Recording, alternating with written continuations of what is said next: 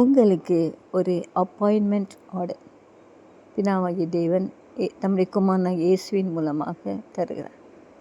அது என்ன என்று சொன்னால், நீங்கள் என்னை தெரிந்து கொள்ளவில்லை, நான் உங்களை தெரிந்து கொண்டேன்.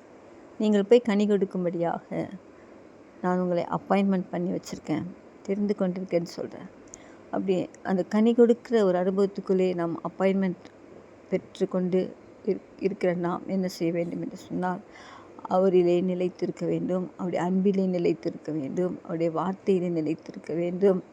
அப்போ தான் நம்ம மிகுந்த கனிகளை கொடுக்க முடியும். ஸோ அவரிலே, அவருடைய வார்த்தையிலே, அவருடைய அன்பிலே நிலைத்திருக்கும்போது நீங்கள் எதெல்லாம் கேட்குறீங்களோ அது உங்களுக்கு செய்யப்படும்.